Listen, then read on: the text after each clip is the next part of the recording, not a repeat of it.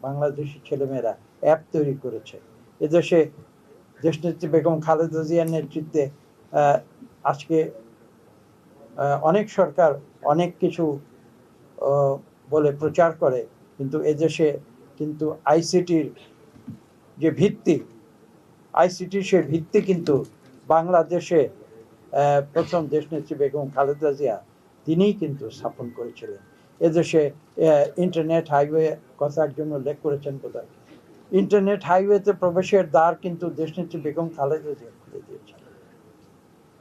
এবং এদেশে submarine cable থেকে শুরু করে এবং সর্বপ্রথম তিনি প্রকাশ্যে একটি ঐতিহাসিক সিদ্ধান্ত দিয়ে এদেশে আইসিটি মন্ত্রণালয় তিনি সৃষ্টি করেছিলেন।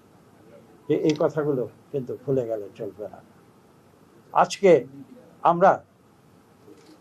আজকে আমরা যদি সেই সূত্র অনুসরণ করে সামনের দিকে যদি আমরা এগিয়ে না যাই, তাহলে কিন্তু আমরা বলবো যে আমরা আমাদের পূর্বসূরীদের প্রতি যথেষ্ট সুবিচার করব না।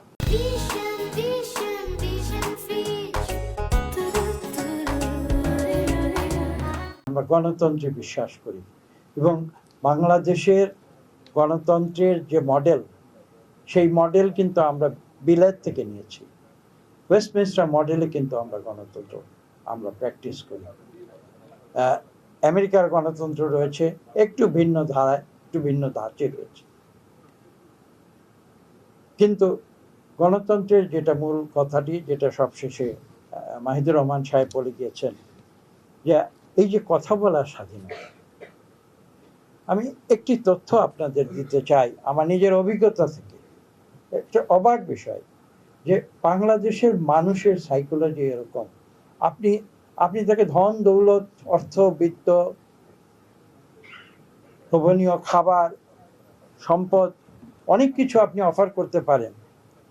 পাশাপাশি যদি আপনি বলেন যে হয় তুমি এগুলো নেবে অথবা তুমি কথা বলার স্বাধীনতা।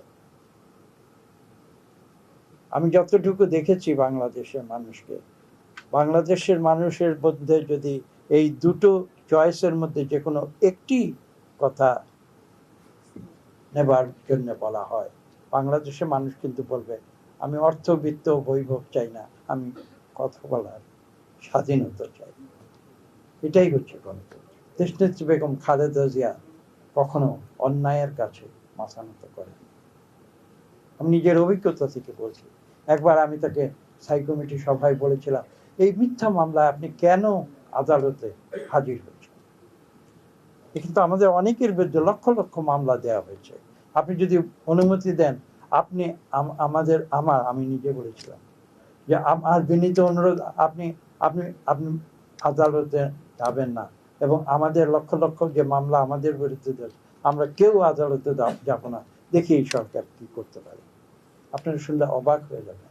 তিনি উত্তর দিয়েছিলেন যে তারা অন্যায় করতে পারে, কিন্তু আমি নিয়ম ভঙ্গ করতে পারব না। আমি প্রতিবাদ করব এবং আমি এটা মোকাবেলা করব। জনাব তারেক রহমানের নেতৃত্বে আমরা প্রতিবাদ মুখর হয়ে আমরা রাজনৈতিক একটি বিস্ফোরণমূলক পরিস্থিতি বাংলাদেশে সৃষ্টি করেছিলাম। সেখানে ছাত্র জনতা এসে দেশলাইয়ের কাঠি দিয়ে যেমন স্ফুলিঙ্গ তৈরি করা হয়, সেভাবে একটি স্ফুলিঙ্গ তারা সৃষ্টি করেছিল, যার ফলশ্রুতিতে একটি বিস্ফোরণ হয়েছে, যে বিস্ফোরণে স্বৈরাচারী আওয়ামী সরকার তারা এদেশ থেকে কাপুরুষের মতো পালিয়ে যেতে বাধ্য হয়েছে। কথা মনে রাখতে হবে যে বাংলাদেশের মানুষ, আমি যেটা বলেছি একটু আগে, তারা স্বাধীনতাকামী মানুষ, তারা কথা বলতে চায়, তারা ভোট দিতে চায়, এবং আমরা বিশ্বাস করি আগামী 12ই ফেব্রুয়ারি একটি সুষ্ঠু নিরপেক্ষ নির্বাচনের মাধ্যমে বাংলাদেশে জনগণের সরকার প্রতিষ্ঠিত হবে। জনগণের যে শ্রেষ্ঠত্ব, সেই শ্রেষ্ঠত্ব এই দেশে গণতান্ত্রিক সরকারের মাধ্যমে পুনঃপ্রতিষ্ঠিত হবে।